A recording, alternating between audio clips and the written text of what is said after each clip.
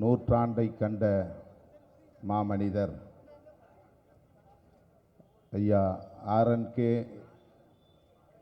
என்னும் நல்லக்கண்ணு ஐயா அவர்களே, இந்திய கம்யூனிஸ்ட் கட்சியின் மாநில செயலாளர், இந்நிகழ்வை வெற்றிகரமாக ஒருங்கிணைத்து வழிநடத்தி கொண்டிருக்கிற அண்ணன் இரா முத்தரசன் அவர்களே, பேசி விடைபெற்று சென்றிருக்கிற மார்க்சிஸ்ட் கம்யூனிஸ்ட் கட்சியின் மாநில செயலாளர் மதிப்பிற்குரிய தோழர் கே பாலகிருஷ்ணன் அவர்களே, ஐயா குசேலர் அவர்களே, மறுமலர்ச்சி திராவிட முன்னேற்றக் கழகத்தின் பொதுச் செயலாளர் மாநிலங்களவை உறுப்பினர் பெருமதிப்பிற்குரிய அண்ணன் புரட்சி புயல் வைகோ அவர்களே, திருமுருகன் காந்தி அவர்களே, பழ ஆசை தம்பி அவர்களே, இந்திய யூனியன் முஸ்லீம் லீக் கட்சியின் சார்பில் வாழ்த்தி உரையாற்றி அமர்ந்திருக்கிற மேனாள் மக்களவை உறுப்பினர் அண்ணன் அப்துல் ரஹ்மான் அவர்களே, ஆம் ஆத்மி கட்சியின் தலைவர் மதிப்பிற்குரிய தோழர் அவர்களே, திரளாக கூடியிருக்கிற இடதுசாரி ஜனநாயக சக்திகளே, உங்கள் அனைவருக்கும் என்னுடைய பணிவார்ந்த வணக்கத்தை தெரிவித்துக் கொள்கிறேன். இந்திய கம்யூனிஸ்ட் கட்சியின் வயது 100, ஐயா ஆர்என்கே அவர்களின் வயதும் 100. 100 ஆண்டு வாழ்க என்று எல்லோரும் நம்மை வாழ்த்துவார்கள். ஆனால் அனைவருக்கும் அந்த வாய்ப்பு கிடைப்பதில்லை.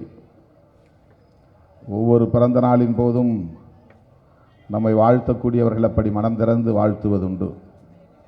மனிதன் 100 ஆண்டு வாழ்வதென்பதே பெரும் பாக்கியம் என்று நம்புகிறோம். அப்படி 100 ஆண்டு வாழ்வது, அதுவும் சுய நினைவோடு நினைவாற்றலோடு வாழ்வது மிக மிக அரிது, அரிதினும் அரிது. அதுவே ஒரு சாதனை என்றுதான் நாம் கருதுகிறோம். உள்ளமும் உடலும் நலமுடன் இருக்கிறது, 100 ஆண்டுகள் தாக்கு பிடிக்கிறது, 100 ஆண்டு காலம் இதயம் ஓய்வின்றி துடித்து கொண்டே இருக்கிறது என்றால் அந்த இதயம் எவ்வளவு வலிவானது. 100 ஆண்டுகள் வரை நுரையீரல் இயங்கிக் கொண்டே இருக்கிறது என்றால் அந்த நுரையீரல் எந்த அளவுக்கு பரிசுத்தமாக இருக்கிறது, நோய் தொற்று இல்லாமல் இருக்கிறது.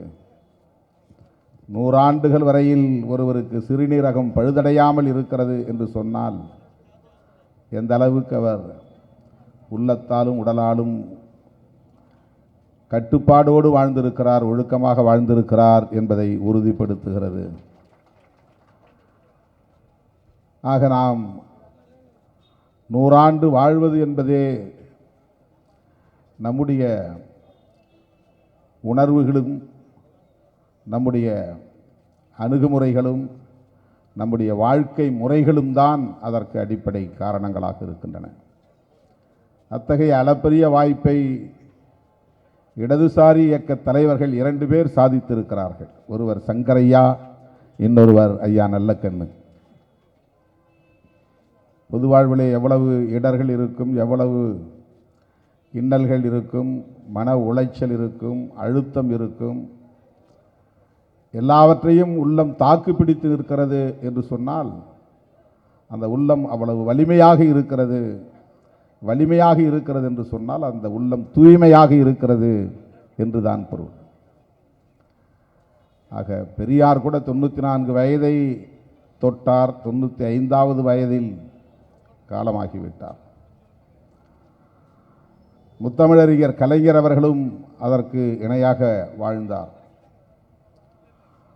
ஆனால் இடதுசாரி இயக்க தலைவர்கள் இந்த 2 பேரும் குறிப்பிடத்தக்க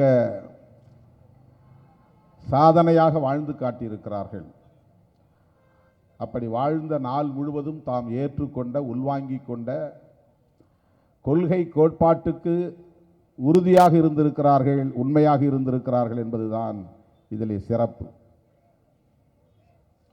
முன்னுக்கு பின் முரணாக இல்லாமல் ஏற்றுக்கொண்ட கொள்கைக்கு மாறுபாடாக செயல்படாமல், மக்களுக்கு துரோகம் இழைக்காமல், தாம் ஏற்றுக்கொண்ட கொள்கையே உயிர் மூச்சு என்று அதிலே பிடிப்போடு இருந்து வாழ்ந்து நமக்கு வழிகாட்டி இருக்கிறார்கள், சான்றாக வாழ்ந்து காட்டியிருக்கிறார்கள்.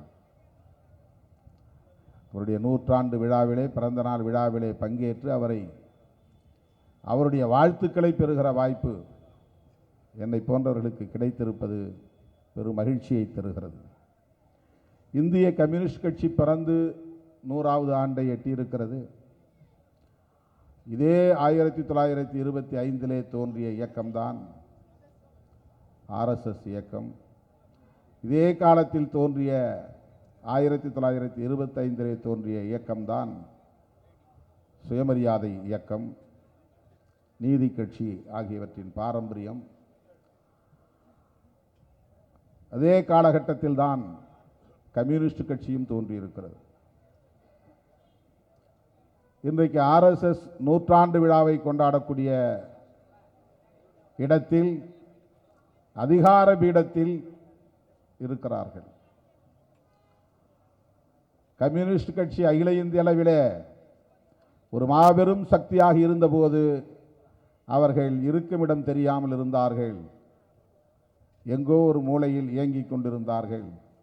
ஒரு சிறிய குழுவாக இருந்தார்கள், ஒரு கும்பலாக இருந்தார்கள், ஒரு குறிப்பிட்ட சாதிக்கான சங்கமாக இருந்தார்கள்.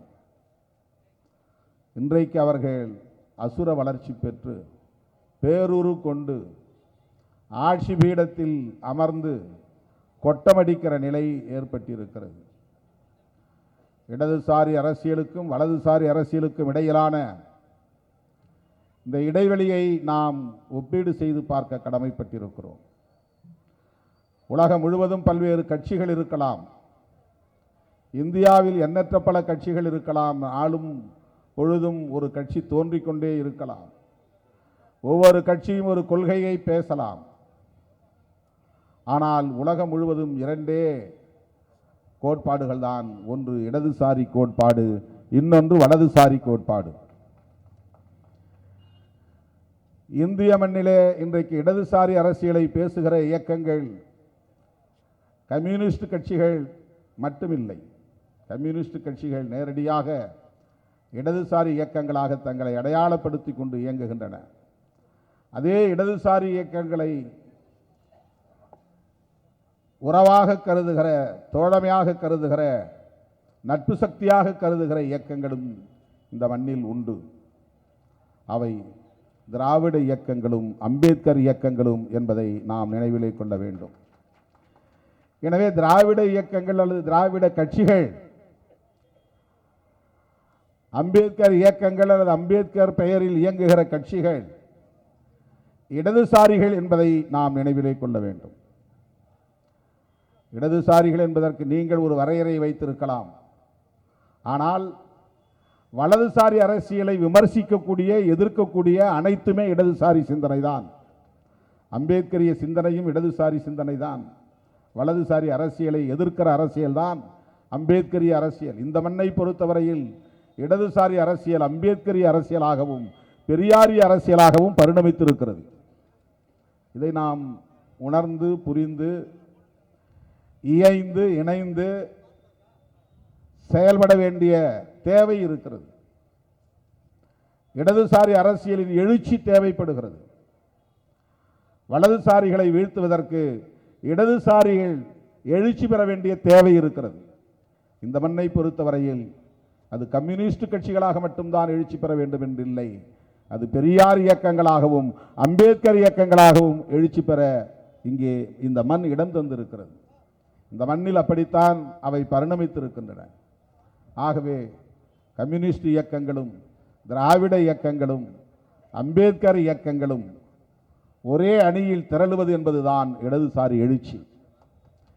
இந்த ஒருங்கிணைப்பு தான் வலதுசாரிகளை வீழ்த்துவதற்கான உத்தி. இந்த அடிப்படையில் தான் இன்றைக்கு நாம் சிறுபான்மையினரையும், மொழிவழி சிறுபான்மையினரையும், இதர சிறுபான்மையினரையும் இடதுசாரி சக்திகளாக அடையாளம் கொண்டு அவர்களை நாம் வகுப்புவாத சக்திகளாகவோ அடிப்படைவாத சக்திகளாகவோ எண்ணி புறந்தல்லாமல் வலதுசாரிகளை வீழ்த்துவதற்கான ஆற்றல்கள் அவர்கள், சக்திகள் அவர்கள் என்பதை கருத்திலே கொண்டு அவர்களையும் அரவணைத்து இணைந்தே எழ வேண்டிய தேவை இருக்கிறது. ஒருங்கிணைந்து எழ வேண்டிய தேவை இருக்கிறது. இடதுசாரி இயக்கங்கள் இதற்கு முன்னிலை வகிக்க வேண்டும். இதனை முன்னெடுத்து செல்ல வேண்டும். அவர்கள் அம்பேத்கர் இயக்கங்களோ பெரியார் இயக்கங்களோ செக்டேரியன் பாலிடிக்ஸ் என்கிற அடிப்படையிலே ஒரு இன அரசியலை பேசலாம், மொழி அரசியலை பேசலாம், மாநில அரசியலை பேசலாம். ஆனால் அவை அனைத்தும் வலதுசாரி அரசியலுக்கு எதிரானவை என்பதை நாம் கருத்திலே கொள்ள வேண்டும். தேசிய பார்வை இல்லாமல் இருக்கலாம், மாநில பார்வை கொண்டிருக்கலாம், ஆனால் அவை வலதுசாரி அரசியலுக்கு எதிரானவை. அதனால்தான் இந்தியாவில் எல்லா மாநிலங்களிலும் வலதுசாரிகளால் ஆக்கிரமிப்பு செய்ய முடிகிறது. தமிழ்நாட்டில் அவர்களால் காலூன்ற முடியவில்லை, வேரூன்ற முடியவில்லை. அதற்கு தனிப்பட்ட சில கட்சிகள் உரிமை கோருகிறது என்பதை விட பெரியார் முன்வைத்த அரசியல் அதை உரிமை கோருகிறது, அதை தடுத்து நிறுத்துகிறது. அம்பேத்கரின் அரசியல் அதை தடுத்து நிறுத்துகிறது. அந்த புரிதலோடு நாம் இடதுசாரி இயக்கங்களின் நல்லுறவை பேண வேண்டும் என்று விடுதலை சிறுத்தைகள் செயல் திட்டங்களை வகுத்து நாங்கள் செயல்படுகிறோம், இணைந்து செயல்படுகிறோம், ஒருங்கிணைந்து பணியாற்றி வருகிறோம். தேர்தல் களத்தில் மட்டுமல்ல, அனைத்து தளங்களிலும் இந்த பார்வை இந்தியா முழுவதும் பரவ வேண்டும். நான் அடிக்கடி சொல்லுவேன், வலதுசாரிகளாக இருப்பவர்கள் அம்பேத்கர் இயக்கங்களை அணுகுகிறார்கள். உண்மையிலேயே இடதுசாரிகள் தான் அம்பேத்கர் இயக்கங்களை அணுக வேண்டும். வலதுசாரிகளாக இருப்பவர்கள் மாயாவதியோடு உறவாடுகிறார்கள், அத்வாலேயோடு உறவாடுகிறார்கள், பாஸ்வானை அரவணைத்துக் கொண்டார்கள். இடதுசாரிகள் முன்னிலை போய் அவர்களை அரசியல் படுத்தி இருக்க வேண்டும். இது என்னுடைய வேண்டுகோள் என்று நான் பல மேடைகளில் சொல்லியிருக்கிறேன். இந்தியா முழுவதும் இந்த முன்னெடுப்பை செய்ய வேண்டிய தேவை இருப்பதாக நூற்றாண்டை கொண்டாடுகிற இந்திய கம்யூனிஸ்ட் கட்சியின் இந்த விழாவிலே சுட்டிக்காட்டுவது உங்களில் ஒருவன் என்கிற உணர்வோடு என்னுடைய கடமையாக நான் பார்க்கிறேன். இடதுசாரிகளின் எழுச்சியே வலதுசாரிகளுக்கான வீழ்ச்சி என்பதை சொல்லி, ஐயா RNK அவர்கள் இன்னும் பல ஆண்டுகள் நலமுடன் வாழ வேண்டும், அவருடைய இருப்பே நமக்கு ஒரு பாதுகாப்பு என்பதை சொல்லி வாய்ப்புக்கு நன்றி கூறி முடிக்கிறேன். நன்றி, வணக்கம்.